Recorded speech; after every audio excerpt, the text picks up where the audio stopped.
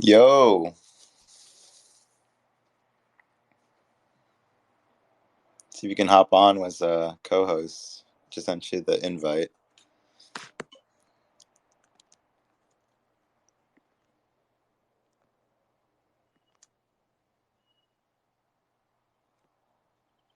Yo, what's up? Excited to be here. Let's see, Glaslo, get you on.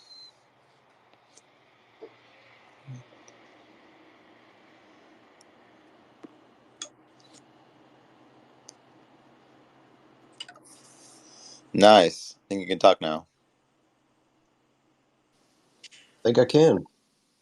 How you doing today? Doing well. How are you? I'm really good. Really excited to have this space going on right now. Absolutely. Cool. So it's being recorded. Super happy to have people join on. Sending some Discord kind of links on Discord so people can join us. So I'm gonna give it a little bit. But really excited to talk to you about Uldor, more about um, just blockchain gaming in general. And as you know, like the game is super exciting, the market is super exciting, and it's moving like crazy. And obviously Uldor and your game and what you have planned for the future. Yeah, absolutely. I'm excited to talk about it and excited for what you guys have going on. I think it's a great time to be in Web3 and play to earn, and there's so many opportunities. So, yeah, I'm excited for the conversation. Yeah, same here. Cool. So we can get started already. And I really just wanted to ask you, like, who do you think, who is Graslow? And, quickly explain to us your journey in crypto. I feel like everybody has a different journey, and everybody's journey says a different thing about them. Yeah, absolutely. Yeah, my background is really I'm a business and IT consultant, so kind of a jack of all trades. I've done a little bit of everything. I have a lot of clients that they have different needs, and so sometimes that's marketing needs or technology problems, and sometimes it's just consulting. Like trying to figure out a problem. And so that's kind of my background. It's like finding solutions to problems. And I got into crypto, years ago, mainly with Bitcoin, but kind of played the altcoins. But what really introduced me to NFTs and Web3 was Arsenic. And Arsenic's really big in the NBA Top Shot communities, but he's also got a lot of NFTs. But he's a co-founder of a company called Z Blocks, and they launched two generative art pieces, Unigrids and Beatboxes, and those are just really interesting pieces. They got a lot of attention. Unigrids was auctioned by Christie's and Sotheby's, two mainstream art auction houses. So I do some work for Z Blocks and Arsenic, and I also work with Mike Levy over at Floaty. He's another big name in the NBA Top Shot community. But Floaty is a peer-to-peer lending platform for flow-based NFTs. So you can loan out your NFTs and if you need capital, and then that way the lenders can make a profit off of either lending and earning interest, or if you default on your loan because you can't pay it back, then they get your NFT. So using NFTs as collateral. I work with them as well, but really like getting introduced to Web3 brought me back to my passion, which has always been gaming. I've worked on some game projects. I've done consulting for companies that do gaming. I worked on Dark Age of Camelot way back in the day, and some other projects since then. But that's my passion. I'm a gamer. I've done streaming, and so I'm really excited for the opportunity to because and we'll get more into this, but I mean I really see gaming as at a disruptive point where we're about to see a major disruption in the gaming industry that shifts to play to earn. And I want to be a part of that. I think that it's a great opportunity for those who see the wave coming, just like, Amazon saw the internet coming, just like, Netflix saw streaming coming, and being at the right place at the right time is just, it's a great opportunity. Right. And on the older website, it states that you're a really big believer in NFTs, as you just mentioned. What are your thoughts of NFTs in game? So to me, NFTs are really transformational to the traditional gaming model. If you look at like the gaming model, games either charge you like an upfront price or a subscription, or they're free to play games. And the way they monetize is by, selling currency or items that are basically infinite.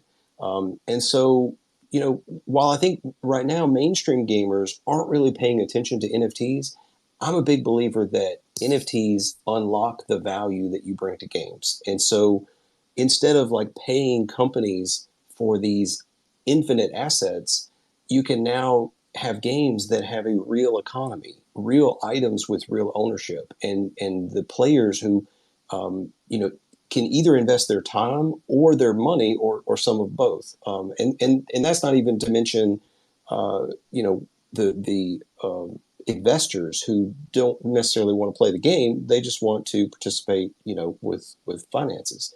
But I'm a big believer like gamers are going to come over in mass. So yeah, I mean, that's a big belief of mine because I just think if you compare two games with similar mechanics, similar concepts, but one of them has a fixed supply currency that is traded on a decentralized market, and you actually own your assets and can sell them or trade them with other players, I think that it's going to be a no-brainer which game players choose. And once we see those great games, we're going to see a big wave because players will start demanding that once they experience it. Right. And as you mentioned, you've been working on Uldor for 10 years. What made you decide to make that game specifically a play to earn game? Sure. So I've always had a passion for like MMORPGs, and really just the interactive world. Like to me, an MMORPG is a metaverse. Like it's an early attempt at a metaverse where there's so much to do in the world. There's so many ways to interact with other players. You can build communities in the game. You can go on these epic adventures. But really, the problem that plagues these type of games is the economy. It's the inflation that I was talking about, where the token, the coin, is basically infinite. And the company just either it's introducing it infinitely through new players joining, and so they go kill some mobs or whatever, and they earn free items that they can sell, and so that's just spawning infinite money. And also the monetization of some of these free games where you can buy tokens or coins or diamonds or whatever their currency is, with real money, and that just dilutes the value of all the other players. So basically, when a game blows up, it hurts other players. And if you've ever taken a break from one of these type of games for 6 months or a year and come back, all the stuff you had before is worthless, or it's just so hard to pick back up where you left off. So yeah, I mean, to me, like Uldor, it's been a passion project that my co-founder and I, like we've talked about this game for years. And what really made us want to do this now is because we see the shift of play to earn. Because originally this game wasn't play to earn. 10 years ago, we just wanted to make a better MMO. We just wanted to have a better game. But now we see a unique opportunity to not only make this great experience, but also have it be on a blockchain with a fixed supply token, but also decentralized marketplace where participants in the marketplace feel the confidence of a transparent and decentralized experience, so that if they want to invest their time or money into it, they have that confidence that they don't have in a traditional game. Right. And I know we had some other things about the market, but you mentioned Uldor, and I really want to get into that already. So how would you explain Uldor? How would you pitch Uldor to the market if it was going to be launched today? Yeah. So and basically, like Uldor is a 3D MMORPG built in Unreal Engine 5, and we're in active development now. But basically, why I think that this is going to be a great game is because we have great game mechanics that are not just about getting to the end game like a World of Warcraft and other games like that, where they struggle is providing that fun experience that lasts. And then having to come out with new content. But we have great mechanics for that, and I can get more into those details. But we also have the play to earn mechanics that we think our tokenomics are really well laid out.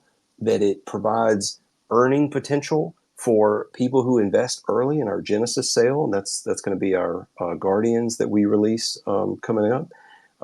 But so there's going to be earnings potential for those that have those NFTs, and also we're building this game not just to appease the people in the Web3 space today, but the people that we believe are coming from the gaming industry. Like we are building this game to be a fun, interactive, and really a immersive experience for mainstream gamers, and also have the backing of crypto with the blockchain experience and the play to earn mechanics that give investors a way to finance the game, but also have long-term earning potential. And if they want to sell their NFTs or stake, because we have character staking and we have resource plots where you can own land and all the resources that spawn in the game, like wood, metals, things like that. They're all coming from these resource plots, and these will be player owned. They're not things that just come from the developers. So we're excited about that. We think that it's a unique opportunity for investors. Yeah, you said that you're building the game for not only Web3 gamers but traditional gamers as well, and I think that's really interesting and very important because, as you know, there's a lot of gamers out there that are looking for games, and it's going to be really important for them to be able to come on, play this game, and not even think about Web3 and think about NFTs and cryptocurrencies. More so, they're just wanting to play the game because they think the game is really fun. So, what would you say your vision for Uldor is? Yeah, so that's a great question, because I think that for our vision, we're fantasy genre gamers. Like, we really love MMORPGs and those RPGs with a single player experience. And then also, we love the economy, even though it hurts us. Like, to me, like, playing the economy is fun. Like going and cornering the market on a certain item, or crafting, and all of those aspects are fun. But they always lead to a bad end because you're fighting inflation. But what our vision is to build a game that appeals to three main player types, and that is players that like to PvP, so they like to go fight other players, and that's how they unwind after a long day. Or maybe they're all into competitive play, and so they're a streamer, or they participate in tournaments. And then also another player that just likes the single player experience, because we're building in UE5, and the level of scale is incredible for this engine. So, being able to have large environments where players can go and experience, quest with, solo or with a small group of their friends, and not run into zones that are overpopulated with, a lot of players doing the same thing, and you have to come back later, or just wait forever. And then third, the player who enjoys, playing the economy, and that'll be a whole different experience with Uldor, because it will be a real economy.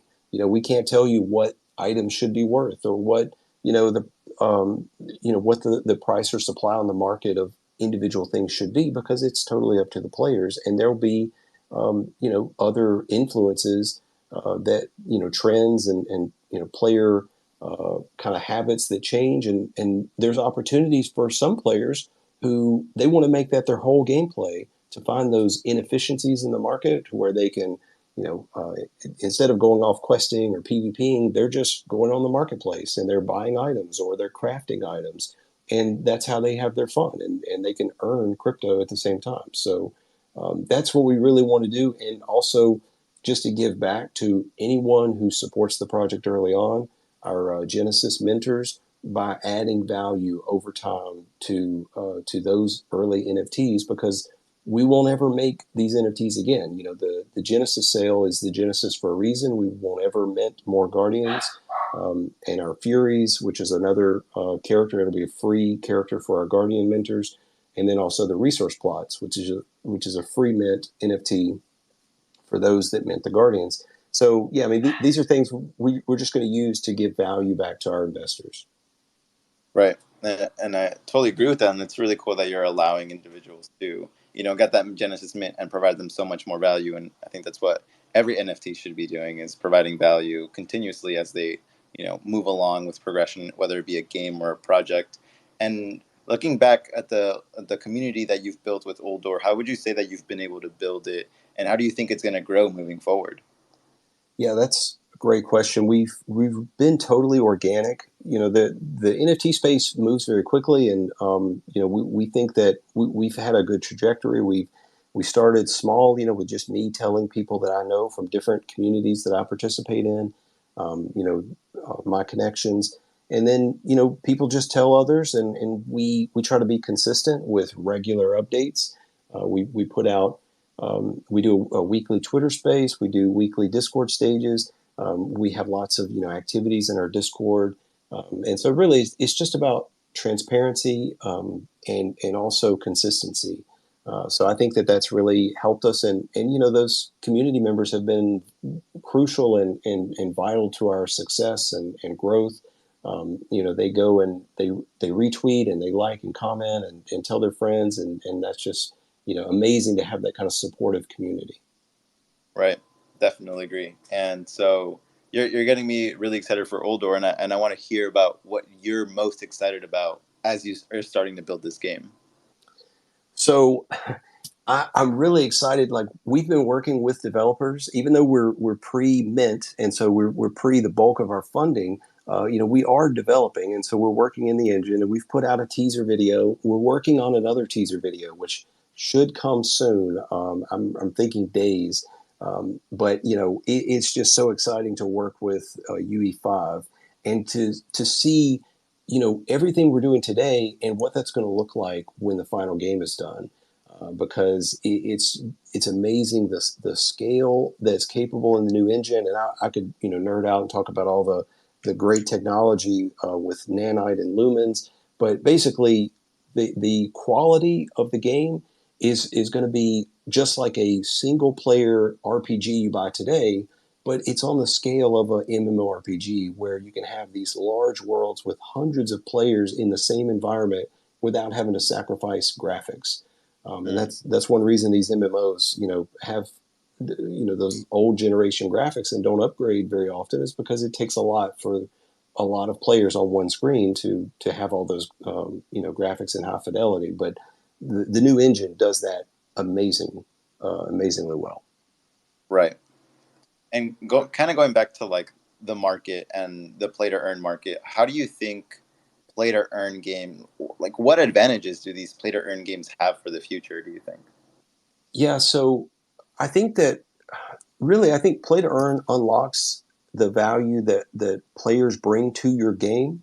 And while you're not, you're kind of trading what your funding mechanism is. I think that the transparency of the marketplace gives players more confidence to participate, and that will also provide longevity to your game. So I think that a lot of games, they have a really limited window, because once players play the game and learn the mechanics and don't have fun with the economy, then they pretty much move on. But play to earn games give a whole other aspect to longevity, because the economy is a real economy. You could buy something that can appreciate in value. As you tell your friends about the game, you're not actually hurting your own value by diluting it. You're increasing your value, because every new player that comes to the game has a chance to get into the game, want to buy characters or assets or tokens, and so as they participate in the economy, it in theory raises the value of all the assets and tokens that you have. So I think that play to earn, really, I think it's the future of gaming in most gaming genres, especially anything that's currently free to play. I really think that that's going to go the way of play to earn, and it's going to be whether game companies like it or not, because once that shift starts, once gamers go on Twitch and YouTube and all of the top streamers are playing play to earn games, I think that we're going to see a massive tidal wave of players go to play to earn, and the big companies that refuse to adapt, will go the way of Sears when the internet came out and they went bankrupt, and the way of Blockbuster, who turned down the deal to buy Netflix because that's the reason disruptive technology is continuously just so disruptive, because it changes the business model, and companies have to either adapt or they go away. Right. Yeah, definitely. And you're totally right. I mean, you have to be able to adapt, and most importantly, these games have to be fun.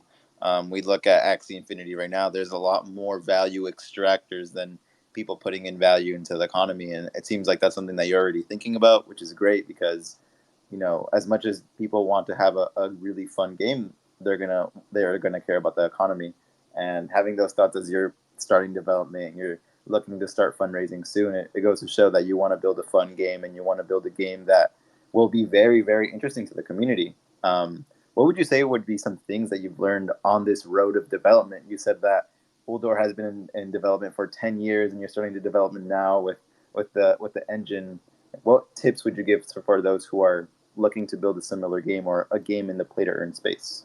Sure, yeah. And so MMOs are particularly difficult, and the level of scale that's required has always been, it's very costly to make, and that's one reason that this is a project that we took 10 years before we actually started moving on it with the fundraising, is because we knew what it would take to make it a success, and we didn't want to rush that. We certainly didn't want to jump out there without the resources that we needed, and largely thanks to NFTs, but also largely thanks to UE5, game making, especially for those large scale games, is a lot easier now. Like we're using metahuman characters, and metahumans are, you can programmatically generate hyper realistic 3D avatars of people. And so, luckily, for our game, most characters are human-looking people like you and I, and so that's something that we can really take advantage of and not have to hire as many 3D animators as a traditional game, did just a few years ago. But yeah, I mean, really, with blockchain gaming projects, like my biggest tip would be just to be transparent and to give regular updates, and also realistic expectations, because I think that communities and investors are getting more they're wising up to some of the projects that just do the hype, and maybe they don't put out much of a roadmap, and it's very vague.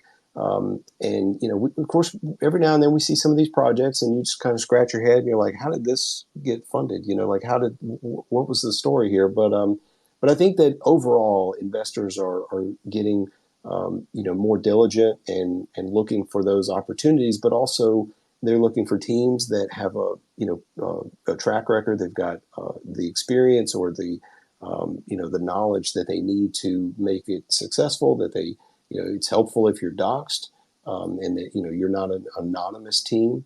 But yeah, I mean, and also just running it like a business. Being professional and transparent as you can, as it makes sense.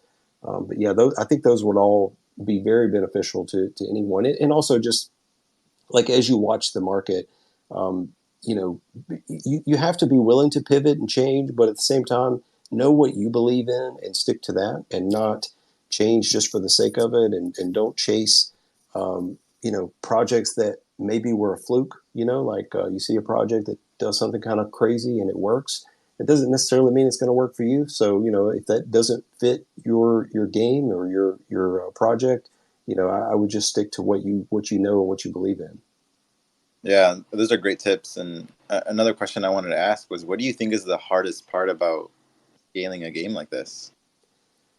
So at our current stage, I think the hardest part is just standing out from the crowd, and Right. making people know that you're a real project, and not one of these, because a lot of projects are still in the idea phase. It's like they've got a flashy website, they've got some good marketing, but other than that, they don't really have a team. They're not doing any development, and maybe they don't have like the background needed to make a project like this successful. That's something that it can make or break. You can give a project $10 million, but if they've never made a game and have no idea where to start, a lot of that a lot of those resources are going to be wasted or spent inefficiently.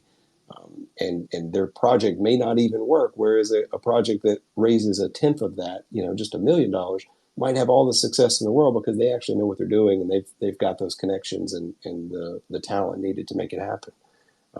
But yeah, so I think that's you know some of what I've learned, and just keeping your eyes on the market, but at the same time, just really keeping your confidence in the project that you're working on. Yeah, definitely agree. And so, there's been a lot of changes in the gaming industry in general now that we're moving into blockchain gaming. As you've mentioned before, play to earn just changes the whole dynamic with the player, the game developers, and the community. What are you most excited about in the blockchain gaming industry?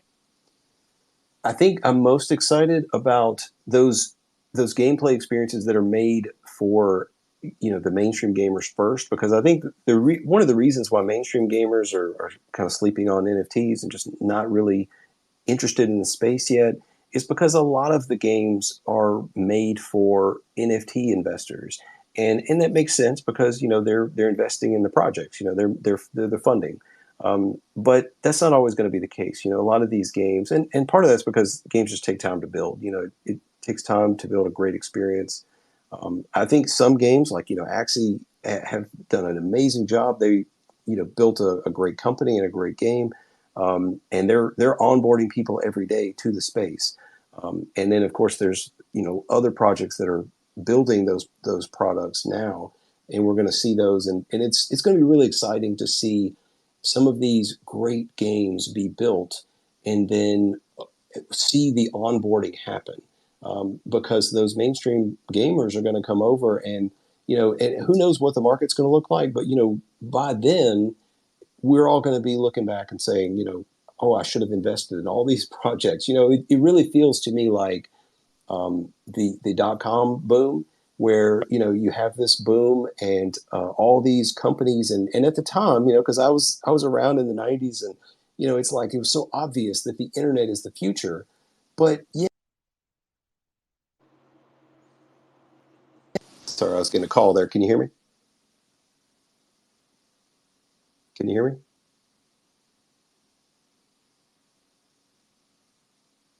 Can you hear me?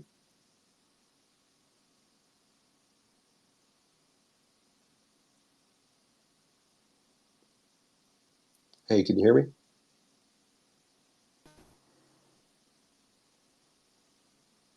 Sorry, I was getting a call, so I got rugged there for a second. No, no worries. Yeah, yeah. You were just saying how there's a lot of changes to be made, and a lot of traditional gamers are going to be moving into this space. Can you continue on Yes, that thought? absolutely. Yeah, and I was just saying, like, to me, it really feels like we're at the the '90s era with the dot-com bubble, where the market, sure, it got ahead of itself. We knew that the internet was going to be the future, but when you talk to everyday people, they were like, why would I need the internet to order pizza? Why would I need the internet to interact with a business? And now it seems crazy. Like people are on their phones, they're on Facebook, they're on Twitter. They're going to their favorite restaurant's website. Like they spend all of their time online. So it in hindsight, it's like, well, yeah, we should have bought every company, but especially the good ones like Amazon and Google and all the companies that like Microsoft that are now the biggest companies in the world, because we saw such a shift where these tiny startups all became now the largest and most successful companies in the world. And I think that we really have the potential to see some of the gaming companies in Web3, some of the ones that are just building now, to be some of the most profitable companies in 5 to 10 years, especially in the gaming industry. Just like dwarf what we're seeing today in gaming, and just play to earn, bringing a whole new mechanic to gaming, to where it's not just about where somebody might tell you you're just wasting your time because you spend all your day in some MMORPG. Well, it's well, yeah, I spend all my day in an MMORPG, but I also make money doing that, and that's something that I enjoy, and it's profitable to me. It's not that everybody's going to make money gaming, because I don't think that's sustainable, but there will be those people, and it'll definitely add a whole different dynamic to gaming. Right, and I love hearing that, like you being able to say that story when the internet started, because I was barely being born when that started, and looking back at it, it's been a huge part of my life, and I think that's going to be the same thing for gaming. You see a lot of these young kids who are playing Minecraft, Roblox, like they're already spending time in the metaverse without really thinking about it, and now we need to move on towards this new market where we need to start allowing individuals to play these games without having to think about NFTs, cryptocurrencies, etc. So before I ask you the final question, I wanted to see if there was anyone that wanted to ask a question about Uldor, the blockchain gaming industry in general. Before we end off, I know that there was so much that we talked about, and we obviously couldn't cover everything that Uldor has to offer, and then there's so much more that is going to be coming out. But I just wanted to see if anyone wanted to ask anything. Cool. So, Grassel, the final question I have for you is, how can others support your project? What can we do to ensure that Uldor is going to have a successful launch and is going to be that game in the future? Oh, yeah.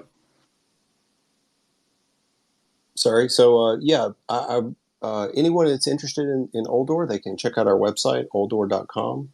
That's uldor.com.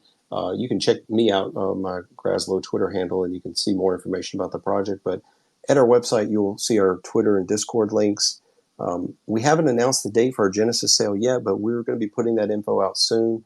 So, be on the lookout for that. But other than that, really, we just love every member of our community. So anyone who's interested in the project, we welcome you to come to our community, check us out, ask your questions. We've always got fun things going on in the Discord, different games you can play. And then, we try to put out a lot of information on Twitter. So, just follow our orbit. We'll be putting out a lot more soon, and we're excited. Cool. I think we have one question or comment from Al Captain, and I definitely agree. We will be supporting you on this social media journey. Grasslow, don't worry about that.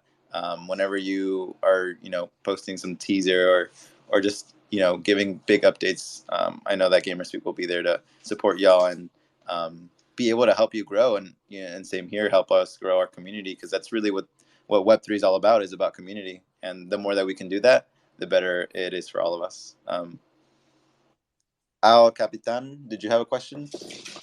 I pretty much learned a lot from you guys just speaking up here. I mean, there wasn't probably a question that wasn't asked that wasn't answered, and appreciate Grasslow. He's very informative. He's always, he's a big talker of the group, and he has to be. I mean, he has to be able to go ahead and stand behind what he says. And one thing I can't say about Grasslow is he plans on, his main focus is planning on delivering his project. And Gamer, I think I want to say you sent me a follow a long time ago, bro. It's good to see you up here, and I really appreciate what you're doing as a host. And your questions are very professional. They're very knowledgeable. I can tell. I don't know. Maybe you prepped before, but from what I'm hearing, it seemed like you took a lot of time to put a lot of thought and into the questions that you were asking, and they were really thought out very thoroughly. So that's that's something very great about the way that you're handling this space, and I hope that it gets bigger. And I really do want to see a lot more people involved. How did you go ahead and get started? That would be actually one of my questions. What inspired you to go ahead and do this?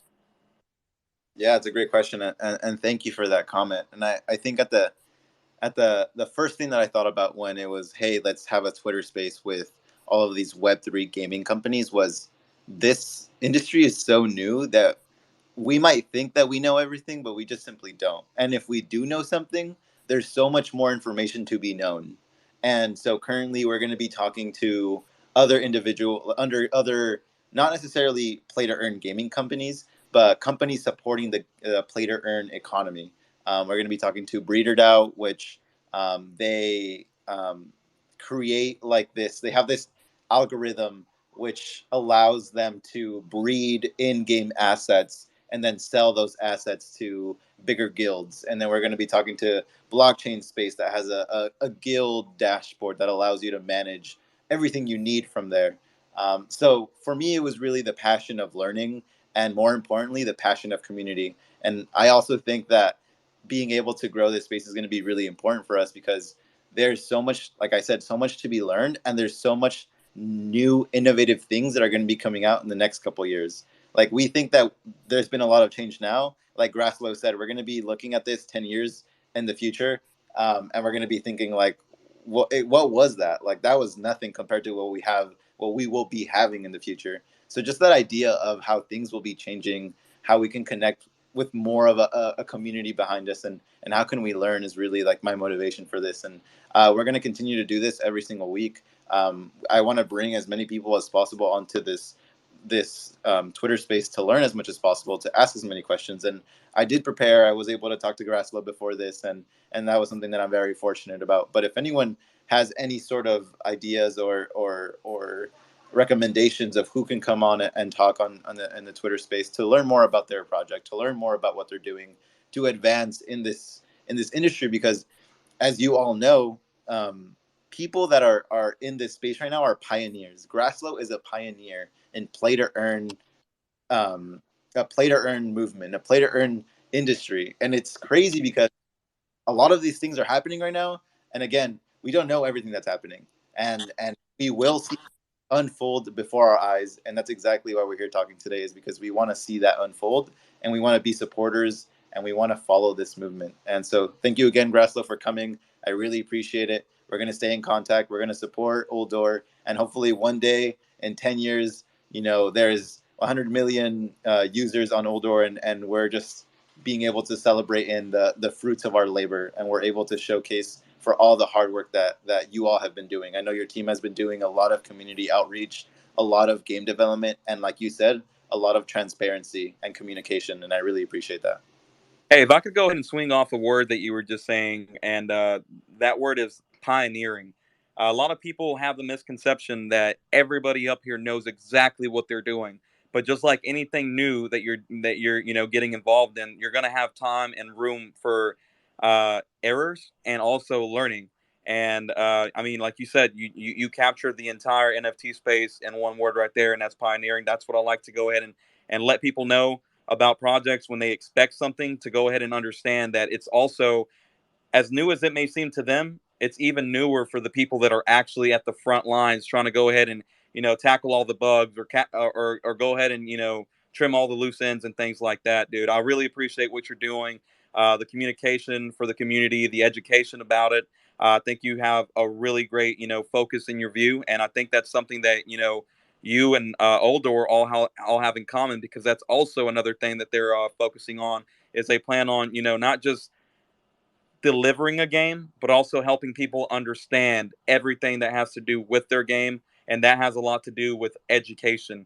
And I do have a similar common goal. If I could go ahead and reach out to you, like I said, it's been a long time since I started this Twitter. I want to say I've only been around actively on my Twitter for about a week and a half to 2 weeks. So what I want to go ahead and do is exactly what you're doing, and we kind of I'm not going to go into too many details, but I think you would be one of the most perfect guys to go ahead and have involved as far as asking questions and planning, because we need to go ahead and be able to have a community where we do have a lot of that outreach, and I appreciate seeing that up here.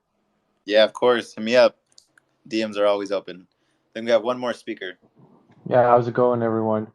I just wanted to say thanks for all the great questions. I think you did a great job interviewing Grazlo, but I actually wanted to ask you some stuff about your own project you got going, GamerSpeak. So I was just wondering if you could tell us a bit more about it and what the actual purpose or the goal is of your own project. Yeah, great question. So GamerSpeak is a yield guild that is looking to produce yield within these metaverse games, and so that's kind of how Graslow and the team, we got connected on that Twitter space when I asked, like, is there any sort of functionality for guilds in the future? And that's what we're focused on, is how can we buy assets in game that allows us to unlock possibilities for individuals who cannot access those assets through some barrier, whether it be price or whatever it may be.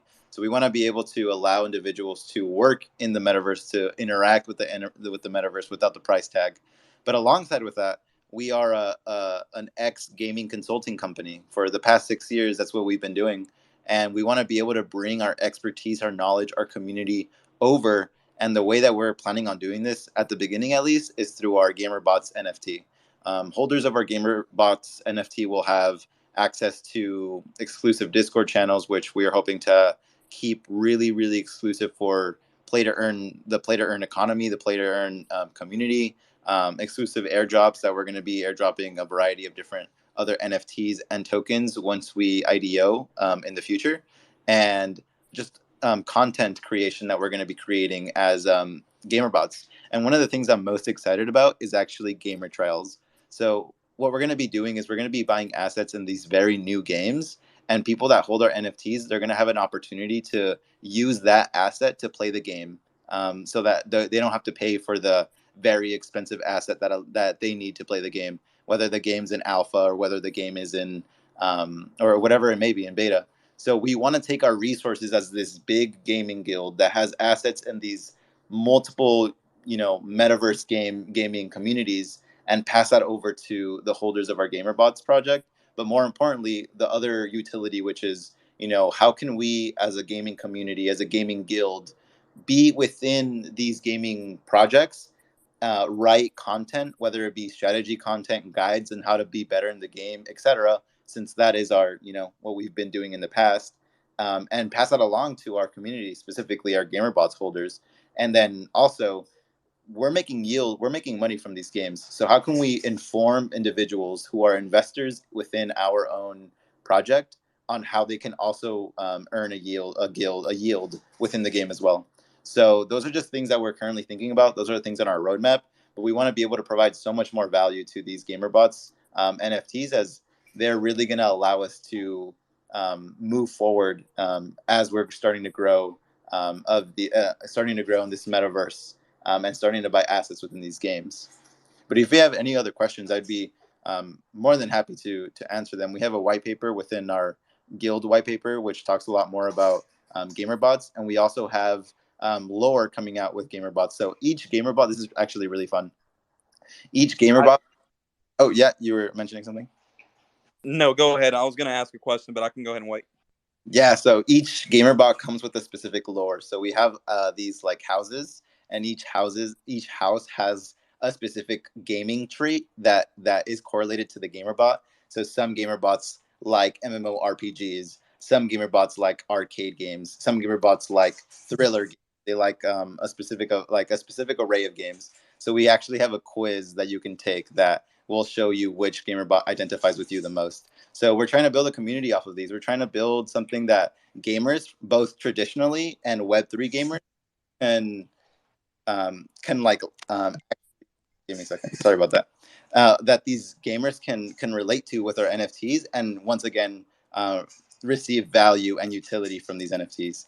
So super excited about that. That's something that I am personally working for with GamerSpeak. I'm their product marketing manager, and I am really happy to just like be able to provide value within that NFT project, because that's what NFT projects should be doing, is providing value. And you had a question. Oh, sorry. No, I just wanted to say I totally agree with you that NFT projects should bring value to their owners. And I just wanted to thank you for the great explanation of your project. I did have one more question. So, if I understand you correctly, you would basically have like a community wallet with all these in-game assets and metaverse assets, and then the owners of your collection would be able to access those assets to play the certain games they belong to. Correct. I don't think that we have the infrastructure needed to have that be done today, but we're hoping to have that be launched early next year, so that's something that's automatic. That's something that the holders have access to 24/7. So I think right now it would be a little bit more manual. So like, let's say that you want to try out Axie Infinity, you can try out our plant bird team or aqua bird team. That would be like the gamer trial for that specific game. But in a year from now, we should be well over at least 10 games. So if you don't have, the money to be in those games, that the Gamer Trials Pass will allow you to be a part of it. Yeah, I think Okay. that's. Oh, Go ahead, go Samus, ahead. bro. Okay, thanks, man. I just wanted to say, I think it's a really good idea, and you're here early, so I think if you pull it off, you could have a very successful company in a few years. Thank you. Really appreciate that.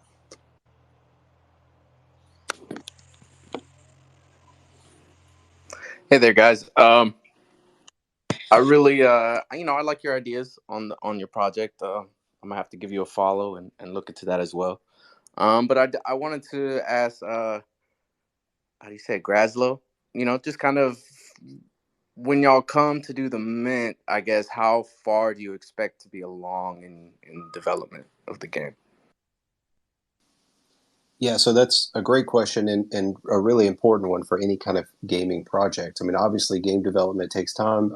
We feel like we're ahead of a lot of projects because we're actually developing now.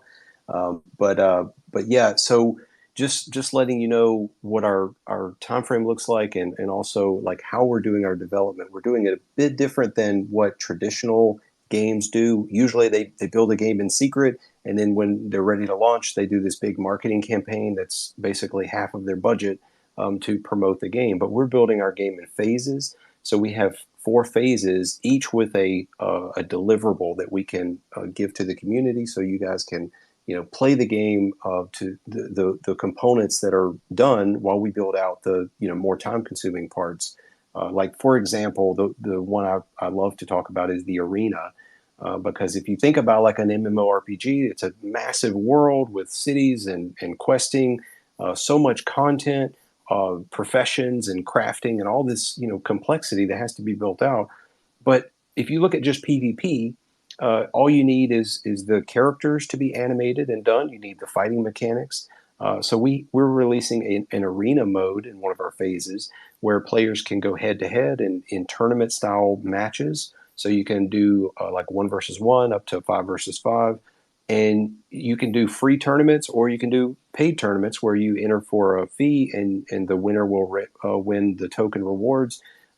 And so this allows us to give a deliverable to the community, but it also gives us valuable feedback so that, you guys are like playing the game, at least the fighting component of the game, and we're able to see like how the networking side works, with the stability, also how the fighting mechanics work and the balance.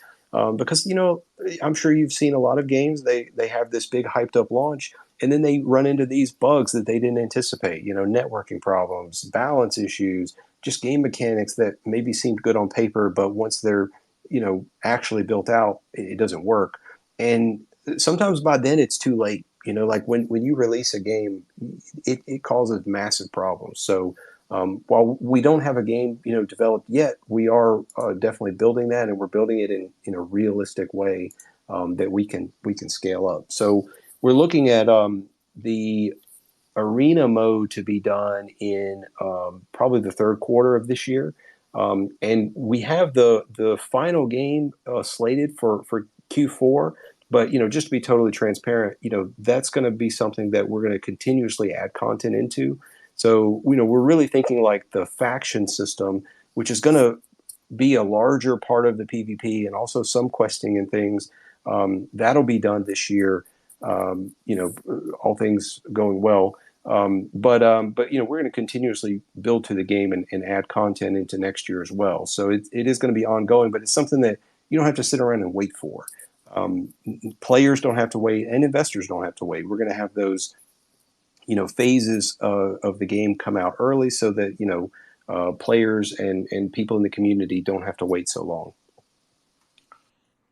Oh, wow, that sounds awesome. So just to make sure I have it clear, like if we put this in the context of say World of Warcraft, right? So what you're saying is I may not have the world that I can get on my mountain ride around in, but I can basically queue up for arena and join an arena, right, and play. Exactly. Oh, sounds awesome, man. Can't wait. Thanks for the question. Appreciate it.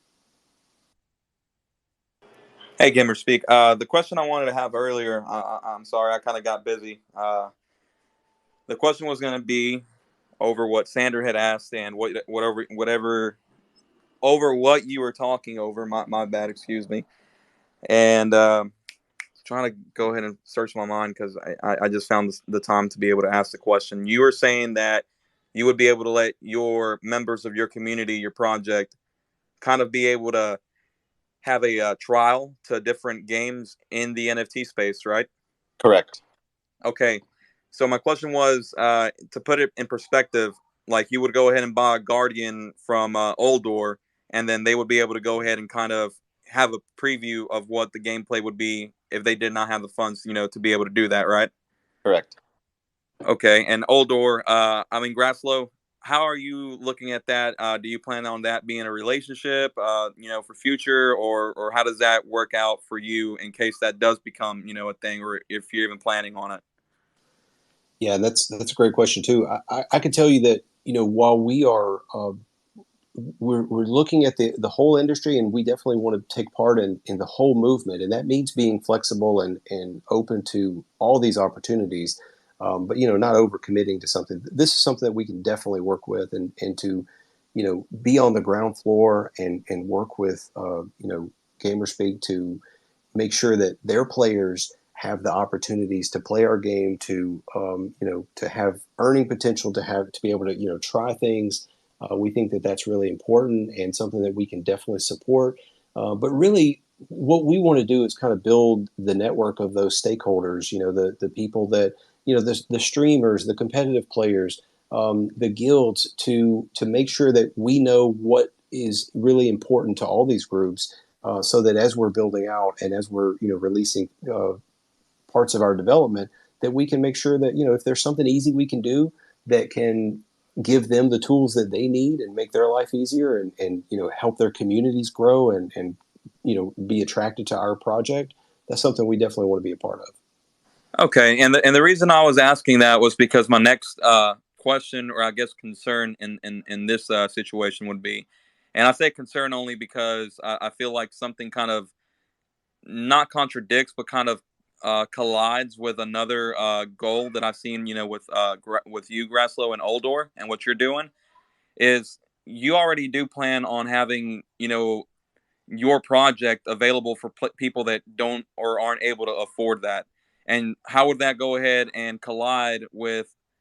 I wouldn't say promise, but for the most part, from what I've been hearing and being involved with you guys, and I feel like even though it hasn't been long, I feel like I do understand it to a point. How would that go ahead and collide with the staking in your game? Because I know that what you plan on doing with your staking, or I don't know if it's set in stone yet, or you plan on changing it. How would that go ahead and collide with the members being able to stake it, so people that can afford it, which is kind of in a similar way, I feel like, correct me if I'm wrong, what Gamer is trying to go ahead and do, how would that collide with the earning from the staking, if you do plan on making it available for players to be able to earn from that? Or would it actually complement it? And if you go ahead and do this, I'm just confused on that whole aspect. Yeah, sure. So, and just to give a little color here, basically, if you have a Guardian character, one of our Genesis NFTs, you can stake that character and allow free to play players to use your character and earn a percentage of their earnings. But there's going to be other NFTs, and we don't know the value that the market is going to assign to all these NFTs. So while we do have this built-in staking mechanism for the characters, there may be items and other NFTs that may be more inaccessible to new players that want to try it out and see if it would be worth it for them. And I think that there's definitely opportunities there. We definitely we believe in making things as simple for the mainstream gamer to reduce any kind of friction when it comes to technical friction, like having to download a wallet and understand crypto, but also the financial friction. And we don't want the barrier to entry to be so high that players can't come over and experience our game. So anything we can do to do that, to reduce that friction, and I think that there could be definitely opportunities where, more expensive items in the game and other NFTs for, like, let's say mounts or things like that might be out of reach for some players, and maybe something that guilds like GamerSpeak could look at, and their community could benefit from. Because I don't know that we're going to have staking mechanisms for every NFT in the game. It's really, we're looking at our main characters, right? Just for Guardians. The Guardians and Furies, and then the resource plots. Hey, Glaslo, following up with Captain's question, like, I've heard you speak before on, let's say, the difference between, like, what a Guardian would be in game and what a basic character would be in game. And I think that kind of plays to, like, what GamerSpeak, his idea, right? Because if they owned a Guardian, which would typically be inaccessible to some other players, right? Right. I think if you kind of spoke to that kind of makes more sense too, Yeah, so the Guardians will be definitely on a different level. They're they're not like the free to play characters. You don't have to level up from 1 to whatever the max level is. You can PvP and join the faction combat from day one. But you also have unique experiences in the game, like when you go on a quest or a dungeon run, you'll have these special mini bosses that'll come out for the Guardian or Fury characters. So there'll be different loot chances and things like that. So yeah, it'll definitely be a different experience, and I think there'll be a demand for players to to have these characters, and there will be a staking mechanism, but also I think that there may be, depending on the what you charge to stake your character, there may be a demand for ownership of the character, and it may be that guilds can kind of co-op to get a character or a group of characters to not have to use the staking mechanism. So there may be opportunities there as well. Just because we can't tell you what the market is going to look like, what the what the value of individual NFTs is going to be, what the earnings per day of a single player is going to be. So all these are things that we want it to be as easy and transparent as possible, but we can't predict the market. Yeah, right. And I should have been more what's the word, more specific on what I was speaking on. Thank you, Jag. I was referring to the Guardians, the Furies, and the plots, because the resources, they all produce valuable assets that will be needed for your faction wars and things like that.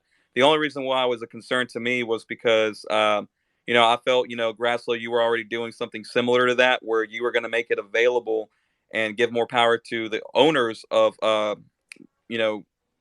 Guardians to be able to go ahead and do that on their own, basically, and let them give the opportunity for people to be able to play as well. But I guess there would be a difference with Guardians, because you would still have to pay some sort of fee, I believe. Or no, would the Guardians be, and let me go ahead and ask this before I go into that, were the Guardians, when they are staked, would they be free to play characters, or would they have to be paid by the person using the Guardian, almost as a rental? Yeah, so it's basically it's free to play, but you pay a percentage of your earnings. But the thing is that the percentage of the earnings would go to the owner of the character. So if a guild wanted to own the characters, then they don't have to worry about that mechanism, and they could make it more accessible to their players, to where maybe they get a better cut than what other players are willing to do, if that makes sense. So instead of relying on the mechanics that we're going to build, they may find more efficiency in cooperating and doing it themselves.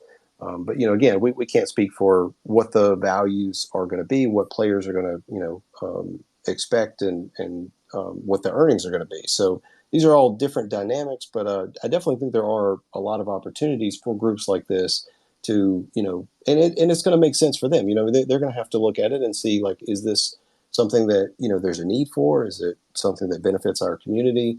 And is there a revenue capability?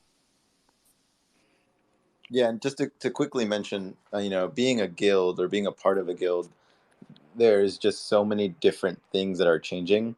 and so many different tools that are going to be available for us, and so many different games and game mechanics that we are going to have to either decide: do we want to invest in these games generally, or do we want to invest in very niche games? And that's something that we just simply haven't been able to do because there isn't enough games out there with one fun gameplay and a sustainable economy. So these are all things that are in development currently that we're hoping to figure out as the market matures.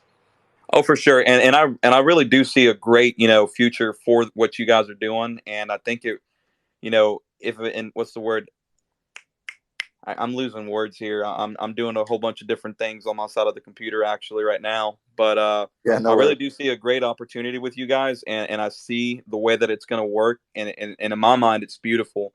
But I also, as an investor, as a holder, or not yet actually because it hasn't minted, but I do plan on being an investor and holder. That's the way that I look at it when I go ahead and buy NFTs. You need to see yourself as an investor and a holder, and your concerns and opinions are important. So for anybody out here, always go ahead and make sure you're speaking up and you're asking questions. Don't be afraid, right?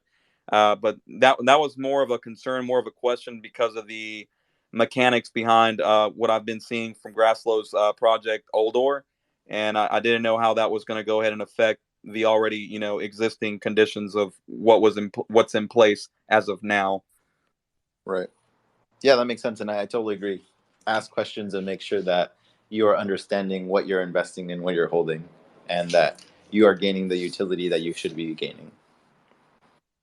I do enjoy the concept of, you could essentially, and I don't know if there's a licensing issue here with the ownership rights that we have to our NFTs, per se, like a guardian.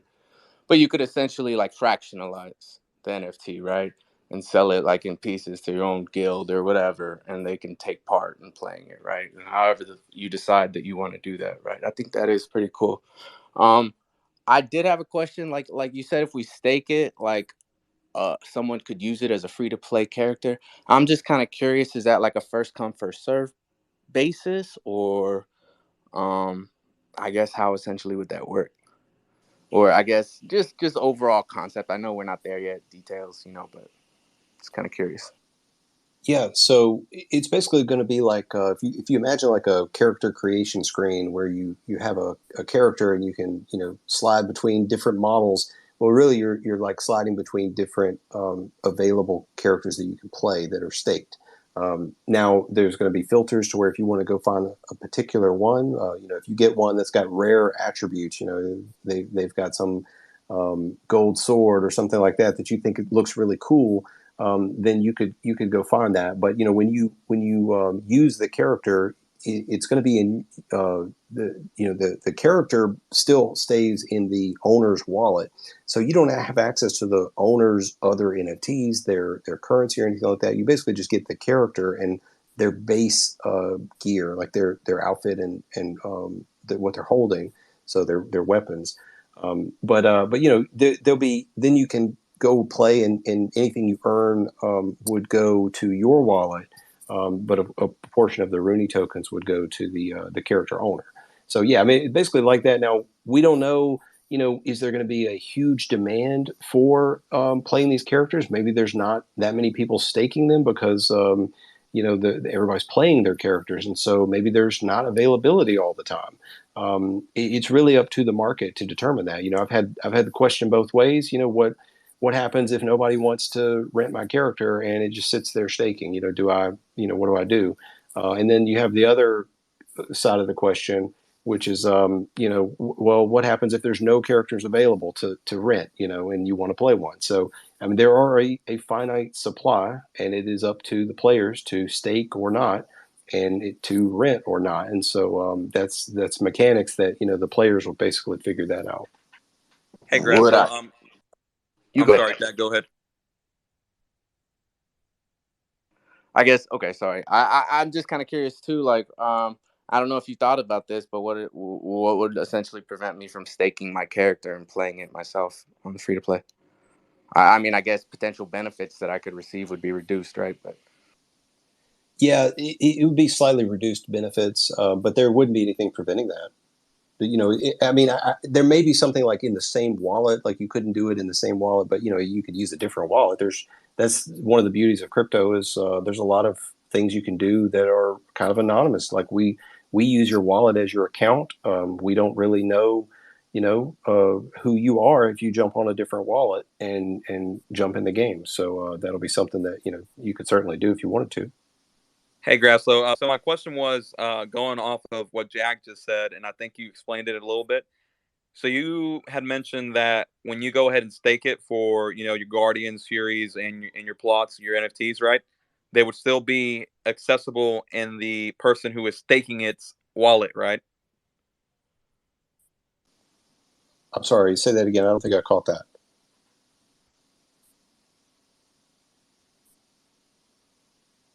And you're on mute. But if I understand you correctly, you were just saying that if someone uses your character, it stays in your wallet. Right. That's what I was trying to go ahead and get clarification on. For example, if I have a Guardian and I'm staking it, you were saying it was going to be in my wallet still while they played it, or how would that work? Would it be in like a liquidity pool or some sort of deal like that?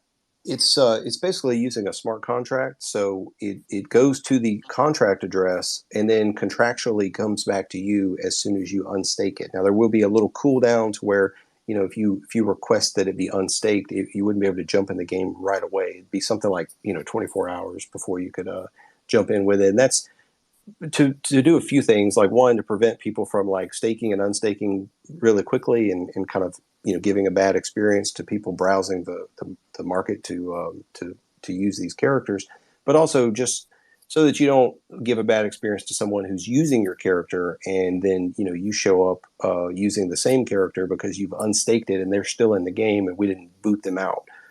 So it's just that's why that mechanism has a little cooldown. Okay, and I was just asking because I have some NFTs that I'm currently staking, and when I stake them, they disappear off of your OpenSea, so they're not going to be viewable on there, but they're still viewable on my wallet as far as you have ownership of them. That's kind of what I was trying to get clarification on whether you would still be able to see them in your wallet while you're staking them. Yeah, that's right. So it's basically it goes to the contract address, and it's the contract is only allowed to send it back to you. So it's not like the contract owns it or can do anything with it. So depending on what platform you're looking at, it might show it as in your wallet because it is your NFT. You have the contractual ownership. It's just you can't use it at the moment until you unstake it. It's locked by that contract. Okay, and that contract as well, that also goes ahead and keeps track of what would be your earnings from the percentages of that player using it and such on, like such and such, or would there be another way of keeping track of that?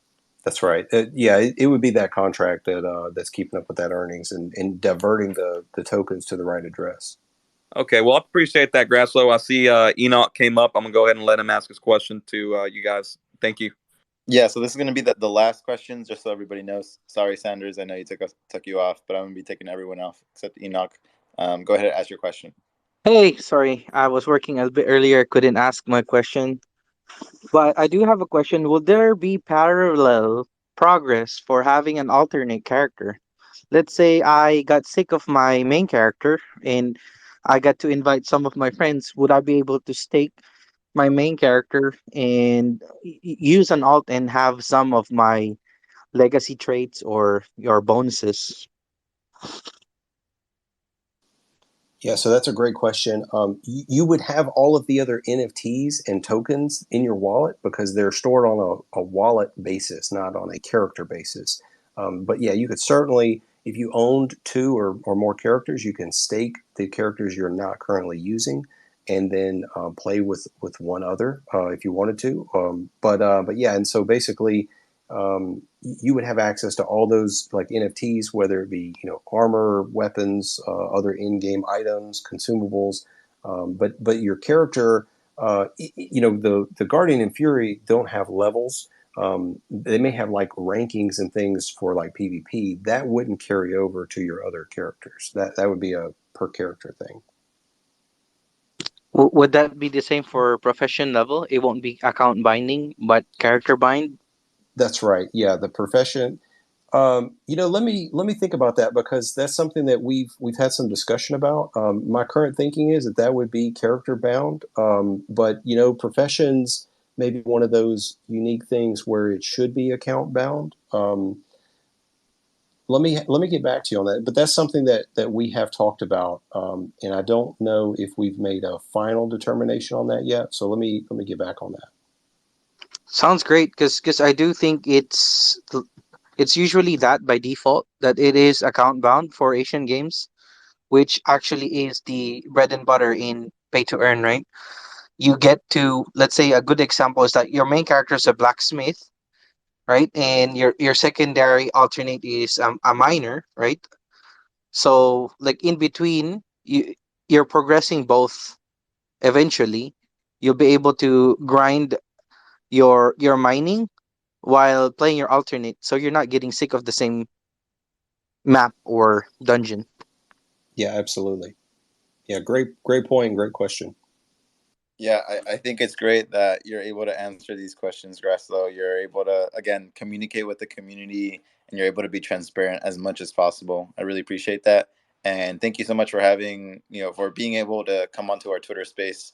I'm sure that we're going to see both a lot more success, and I'm hope to stay connected with you. And I want to see Uldor launch, and I'm excited to see all the development and progress you'll be making with the game.